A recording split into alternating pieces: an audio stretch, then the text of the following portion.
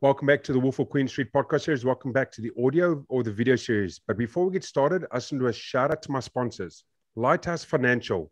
They are a leading provider of financial solutions for business owners and property investors. They specialize in helping property investors grow their wealth via access to expert financial solutions, mortgage advice, accounting advice, and everything related to do with tax. Lighthouse Financial makes the complicated process easy, and they go beyond the distances required to help out their customers and make things happen. And you can find them at lighthousefinancial.co.nz. And I can tell you from a personal point of view, this is the team that I use that runs all my business, all my accounts and everything. And I can definitely guarantee you they go beyond the distance, whether it's a phone call at 10 o'clock at night from me to them to sort something out, or sorting out just something simple without me even asking. This is the team that you need to go to. But I'm pretty pumped today to have someone again, as always, interesting on my show, but again in the property space. I've got Stefan Nikolic, the managing director of Zodiak, which is an Auckland Airbnb management specialist, to come onto the show to cover something that I've actually not spoken about. I haven't looked into. It's in the property game, so my ears went, yes, definitely interested. But I would love to have Stefan on the show to take us through Airbnb across Auckland, across New Zealand, and where it's going and so far, so much further. So Stefan, welcome to the show. Thanks a lot, Lawrence. Thanks a lot for having me on the show. You're most welcome. So Stefan, take me a little bit back to the listeners or watchers at the moment, your journey into Airbnbs, or how you find yourself going down that path, if you'd just take them down that story. Yeah, sure. So me and my brother actually purchased a property on Queen Street, a one-bedroom apartment. That was about 5 years ago, and we were both working full-time at the time.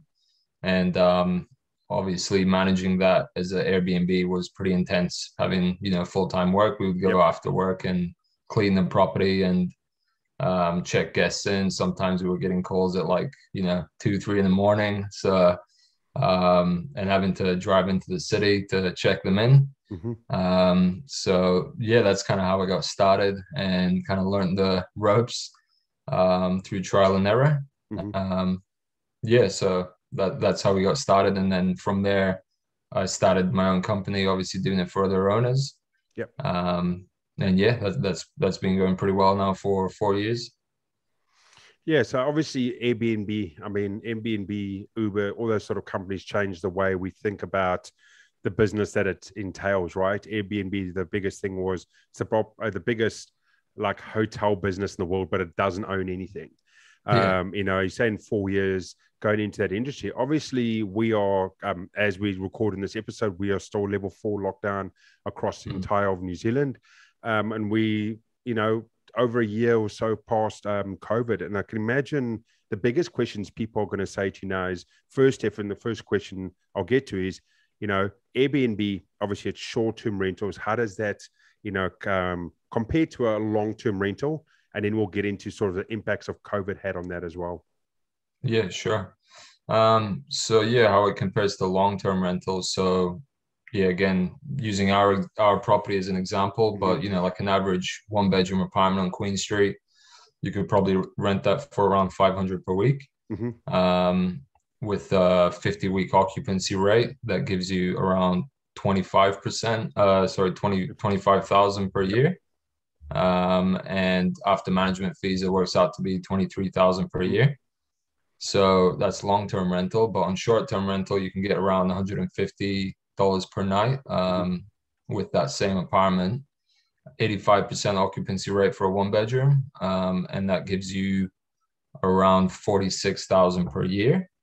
So after the management fees and the booking channel fees, that leaves you around 31,000 per year. So that's 25% more than long-term rental after all the fees. So cleaning fees are on top of that. So yeah, that's not really factored in. That just goes to the cleaners. So yeah, and that difference between long-term and short-term rental can be even greater with higher end properties. So kind of more towards the luxury side of the market. So yeah, financially, there you go, around 25% more income.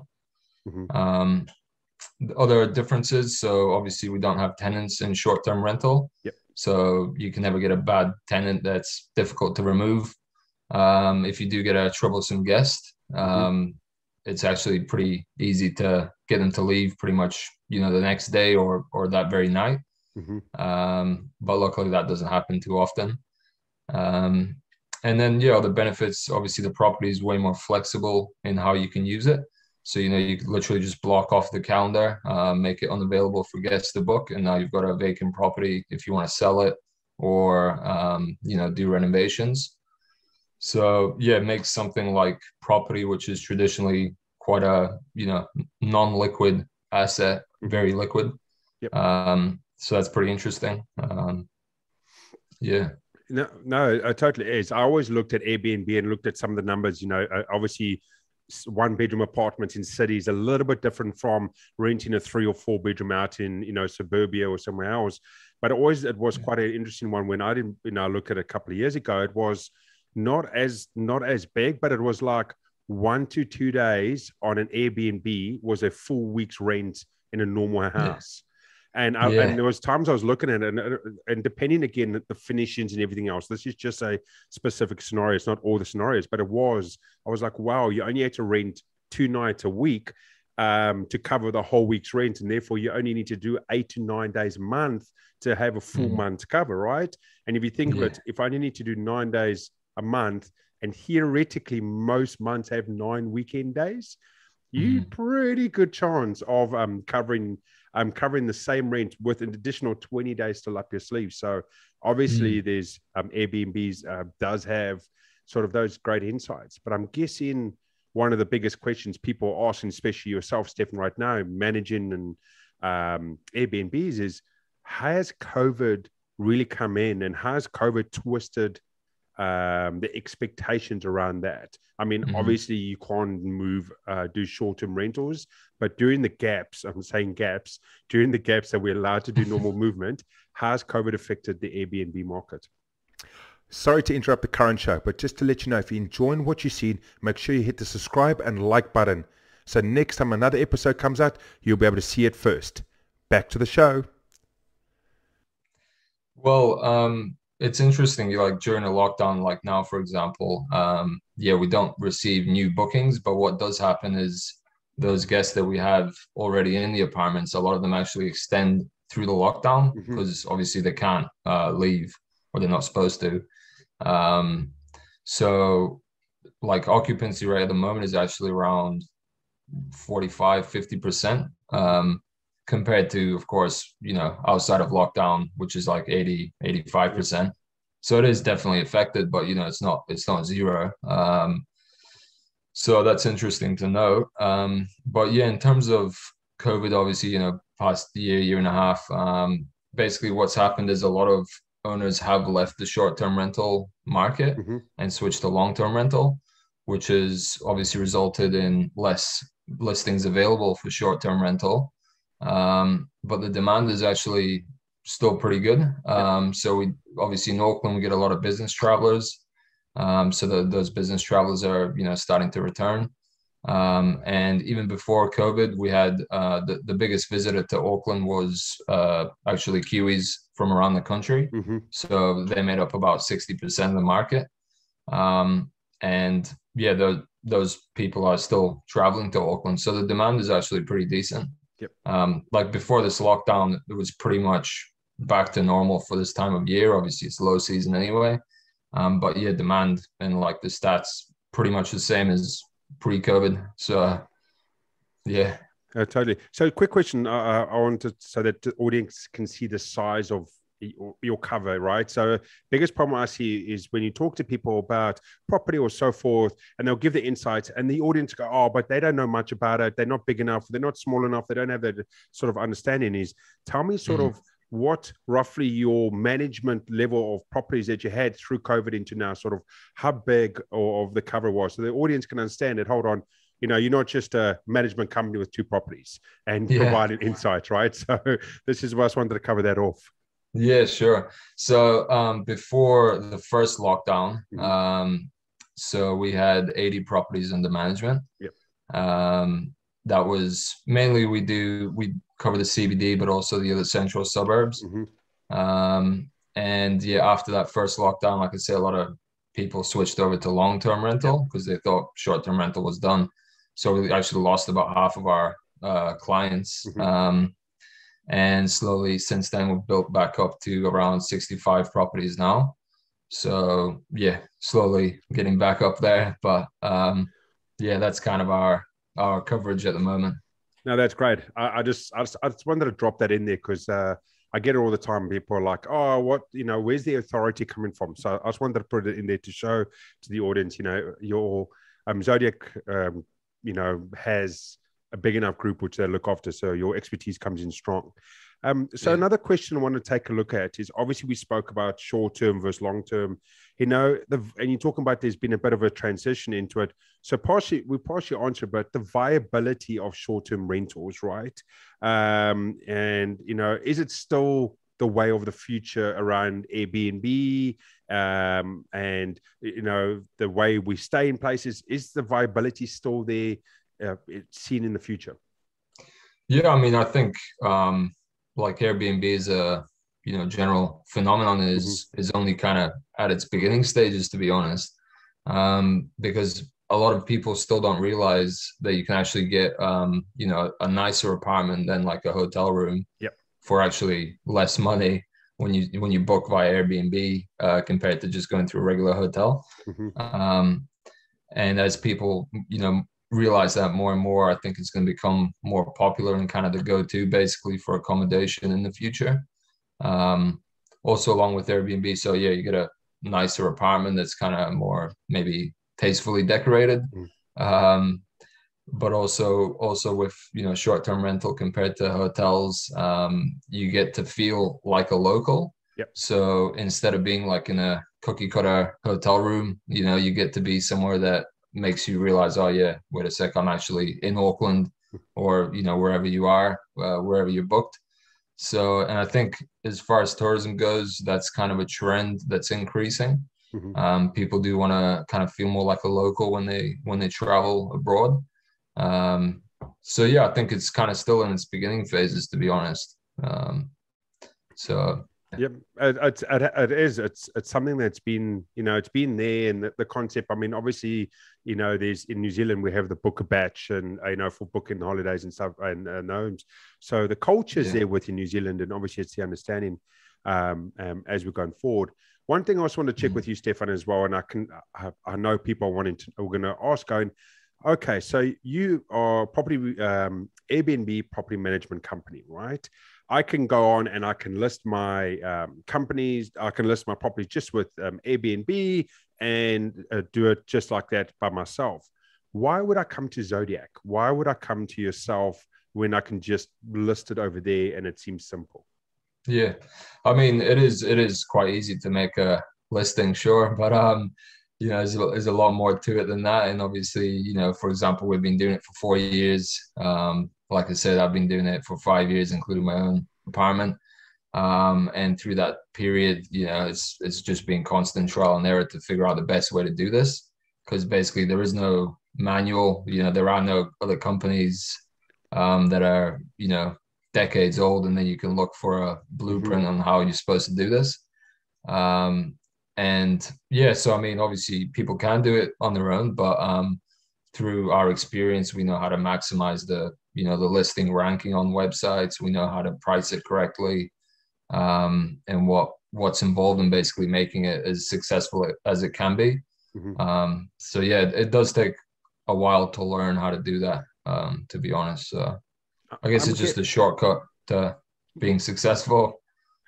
I'm guessing one of the biggest things that people are not thinking about is if I've got my own property, let's just use my house as we're sitting here at the moment, or I'm sitting here at the moment, and I put it on a short-term rental, I've got a place to stay, it is, and I'm here or I'm not here. I think the big thing that we forget about is when something goes wrong, someone phones and goes, hey, Lawrence, the tap broke. Hey, Lawrence, this wasn't as expected. Hey, Lawrence, this wasn't sorted. And now me doing myself, I've got to answer all of that. And Airbnb is a very quick rental. I'm not very quick. It is a quicker rental. So responses are expected quicker. So you can't take your time on long-term management or long-term rentals and going, okay, I'll call the property manager. We'll call you in a couple of days. We'll get someone out there to fix it. It's like, you got to do it now, right now. And I can imagine that's a big thing, Stefan, that people forget about by doing themselves to having a management company that you don't have to answer your phone at 2 a.m. or 3 a.m. And I'm sure you've had 2 a.m., 3 a.m. Every hour of the day, someone call you at through your history. Yeah, for sure. Yeah, true. That is a massive benefit of using someone else to do that for you. So, you don't have to basically worry about those kinds of things. And yeah, like you say, the demand, from guests to fix things when they do go wrong is pretty much, like why is it not fixed before I checked in kind of thing. So if it's there whilst they've already checked in, then you got to fix it ASAP. So another thing that's big at the moment in the New Zealand space specifically is all the changes, the legal changes, the tax changes, the law changes. Everything is literally pivoting week on week. One of the people that I have on my show quite often, Matt Harris, is coming on next week. I'm literally having to get him back. He's an accountant every month because how much of the law is changing. And one of the big things I am not sure about, and I'm hoping you can help out, is we've obviously got a big thing coming in that just kicked in for long-term rentals. There's the healthy homes. And there's also been a lot of the big tax changes, the interest deductibility that's been removed, and a few other sort of things as well. I'd like for you, Stefan, to take us through first, it does healthy homes, is that impacting on Airbnb or short-term rentals? Does it take a place? And then sort of what's the tax changes impacts as well? Yeah, so healthy homes, but in particular applies to properties, under the Residential Tenancies Act, and anything under 28 days or less is not covered by the Residential Tenancies Act. So short-term rental doesn't actually need to comply with the healthy home standard. You can literally rent a tent out on Airbnb, and that's legit. Not saying Stefan's going to manage it, but just saying you can rent it out. So it's like it's more of a business, and you obviously have to comply with business laws and so on. But as far as healthy homes goes, it doesn't apply to short-term rentals.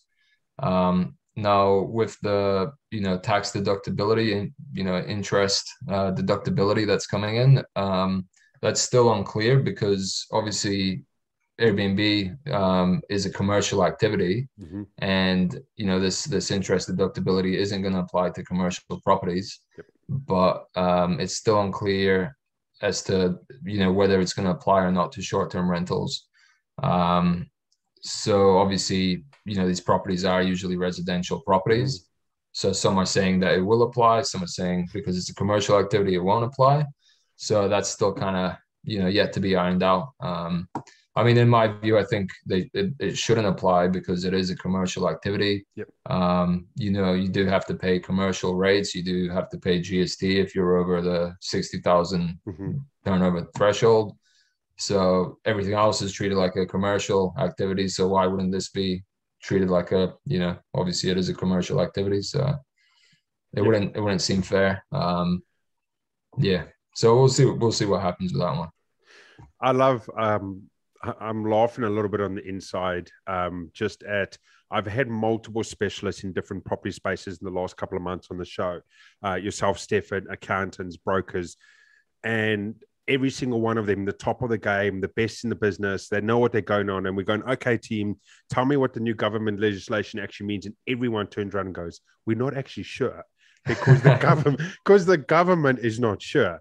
And this is the infuriating and ridiculous situation we're in, that they're implementing new laws or recommendations that no one in the industry or anyone has an understanding actually what is the law and what is covered under or over and so forth from it. So it's just, I have to laugh. I have to laugh at how stupid it is. I don't want to say the government's making a stupid idea, but it is when you go and speak to all the specialists and all of them can't say, here's the 10 rules. And this is Yeah, exactly yeah. what it means, because yes, one, and then Yeah, not yeah. sure about the rest. Yeah, yeah, sure. Yeah, I mean, at the moment, all these changes, it feels like, it's kind of just rushed in without, getting guidance from the industry or experts. So yeah, it's a bit of a shame, but yeah, we'll see. So one of the other questions, Steph, I want to get at the moment is obviously if someone's out there and they thinking about this, and let's say one of the big things are going is how do I minimize the mistakes at going into short-term rentals, whether it's under a management company or doing it myself or so forth. What is the ways I can make sure I don't do those stupid mistakes or beginner mistakes? Yeah. So one of probably the biggest mistakes I see is that people think, short-term rental can work anywhere for any property. Mm-hmm. So, obviously it can, but yeah, it won't work that well. So the best areas, it's important to buy the property in the good area. Central suburbs, as I say, do really well. CBD, Ponsonby, Parnell, Mount Eden, those kind of areas do really well. So definitely having the right property and then decorating it properly. Mm-hmm. So it's not like, you can't, like, if you used to, furnishing the property for students, that's not, that level isn't going to do well on, short-term rentals. So you have to put up a bit of a, investment initially to set the property up properly and make it appealing and, to guests. Mm-hmm. And you can do a bit of research on that, on what kind of things that guests appreciate having in the property. Another risk is probably, another Mistake. mistake. Sorry, I lost my train of thought. Is that obviously, it's very seasonal. So we have high season and low season. And in low season, obviously the income is much less. So what happens a lot is people get fearful. Oh no, I'm not getting bookings. Oh, the price is too low, and then they just give up in low season. But I mean, even in low season, basically it drops down to about the same level of long-term rental. But in low season, it's a good opportunity just to build up the reviews. You're offering the accommodation at a cheaper rate, so people are going to be happier with that. You can build up the reviews again and hit the high season with awesome reviews, which means you're going to be charging premium prices at that point. Yep. So yeah, just not getting fearful when the demand starts to drop in low season is another one. Oh, that's awesome. I'm guessing another thing, right? People wanting to know on top of that, going, cool, great, won't make those entry mistakes. Got my hands on a place. How do I look at making? And this is obviously a question everyone will always ask on any business or properties. How do I make the most profit? How do I make the most money out of the profit? I think we've covered a few of the items off already, but I'd like to know if there's anything that we haven't mentioned of how in short-term rental, I can just take myself that 1% or 2% higher from a return compared to the other ones. Yeah. So, I mean, if you haven't purchased a property yet, it's good to ask. You can ask myself, for example, or another professional in the industry for advice on where to purchase and what kind of property to purchase. We can do like a short-term rental appraisal as well to give you an idea of the returns so you can calculate it. So that's a good idea. And then, decorating the property to a high standard. Use a professional photographer always. So, long gone are the days where you could just, take a few photos on your phone and stick it on Airbnb and you're going to get bookings. You definitely use a professional. So when you do create the listing, it's important to fill out as much information as you can because these websites like Airbnb and Booking.com use that information to rank your listing higher on their search engine. Another one is you have to constantly adjust the pricing. So definitely don't use Airbnb's pricing suggestions because the price is way too low. But you do have to constantly kind of push the price as high as you can, see what effect that has on your bookings, and then maybe drop it off and then increase it, if you get too much occupancy. So it's constantly you're constantly adjusting the price to get the maximum return. And yeah, it depends on the demand for those particular dates, depends what events are coming to the local area. So all of that needs to be taken into account. Oh, that's awesome. That's great insights in there. As we're getting through sort of most of anything, is there anything at the moment, Stefan, you want to let the audience know, the listeners out there, that we haven't covered off to think about short-term rentals or, this industry? Is anything you want to leave them with? I mean, it's like I think a classic example of, when people stop believing in something or like investing, that's when you should invest, So that's kind of what's going on with short-term rental, because everyone's running away from it because they think it's not working, which is actually creating an opportunity for people that are, keen to, take the perceived risk and make the most of it, because the demand is really good. So I mean, that's maybe something to think about. Awesome. So where can we find you if someone's out there is interested in having a talk about short-term rentals or looking about bringing you on as their management? Where can people reach you? So we've got a website. There's a blog on there as well with heaps of information and all of our contacts. So that's zodiac.co.nz. So Zodiac with a K. Or you can email me at stefan@zodiac.co.nz. So that's probably the best way to get in touch. No, that's awesome. And thanks, Stefan. And thanks so much for the insights tonight and stuff about Airbnb. It's something that's, like I said, totally interested in. I don't have as much knowledge in that space. And there's some really cool things. Obviously, the property stuff that I'm in and I'm interested in doesn't fit in that model, but doesn't mean it's not going to be an opportunity further down the path for myself to look into it and so forth. And I'm sure there's people out there that thinking about it, might have a property that they think they could work their way. And like we said in the beginning, depending on which sort of property sitting on, a couple of 2 to 3 days could give you a cover of a week. The smaller 1-bedroom apartments, 4 to 5 days gives you the 7-day cover. So, and all of a sudden, if you can do quite a large chunk of that, you got 20 days, 30 days, 40 days in the bank of still being ahead of long-term rental. So when the ups and downs come, you still got that protection. And it was nice to see what you were talking about, on the lows or on the low season, people worry. I think a lot of people forget that on the high season, they're so far ahead. If I had a short-term rental, I would have it, and knowing this is me, I would have like a sort of a clock on a wall somewhere, and it would tell me how many days I'm ahead or behind of my long-term rental. And it's the way I would see it. So if you called me up and said, "Hey, Lawrence, we haven't had anything booked. We don't have anything booked for the next 2 weeks," I would look at my clock and go, "That's fine. I'm still 40 days ahead." I still know that I'm still 40 days better off than if I rented it for one single person. So to me, I would go, "No, it's all right. I could have no one for 40 days and still be in the right place." So that's the way I would see it. But Stefan, again, thank you so much for coming on to the show and providing your insight. And I'm hoping people reach out and find guidance from what you give out there. And to everyone else that's joined in, thank you so much again for joining the Wolf of Queen Street podcast series. Make sure if there's something you like from today, if something you took away, please share it out to the rest of the world or your network, and always throw a like and subscribe if you want to come back next time. So, but at the end of the day, stay beautiful, stay powerful. Until next time, see ya.